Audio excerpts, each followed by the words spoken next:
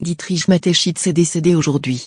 L'annonce a été faite, samedi, par la direction de Red Bull dans un courriel adressé aux employés faisant part de sa tristesse et de sa gratitude pour ce qu'il a accompli.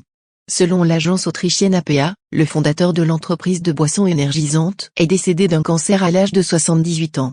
Né le 20 mai 1944, l'Autrichien avait créé Red Bull, Taureau Rouge en anglais, en 1984, après avoir découvert le breuvage lors d'un de ses nombreux voyages d'affaires au bar d'un hôtel hongkongais. En 2021, 9 804 milliards de canettes ont été vendues à travers le monde.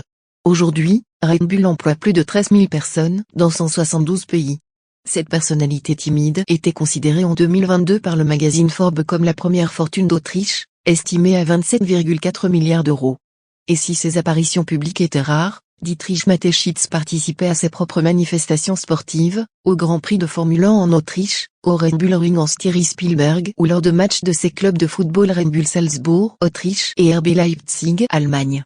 L'entrepreneur avait misé sur le sponsoring sportif pour ne pas dépendre uniquement des revenus générés par sa boisson énergisante, tout autant que pour lui offrir une exposition sans équivalent.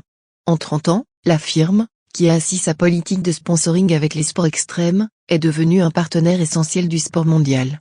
Du plongeon de haut vol, cliff diving ou wingsuit, chute libre en combinaison ailée, en passant par le kitesurf et jusqu'au saut en chute libre stratosphérique durant lequel l'Autrichien Felix Baumgartner a franchi le mur du son en 2012, de nombreux exploits hors normes ont été signés des deux taureaux ailés.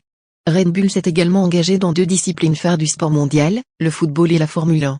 Le pilote néerlandais de l'équipe, Max Verstappen, a d'ailleurs récemment été titré champion du monde pour la deuxième année consécutive.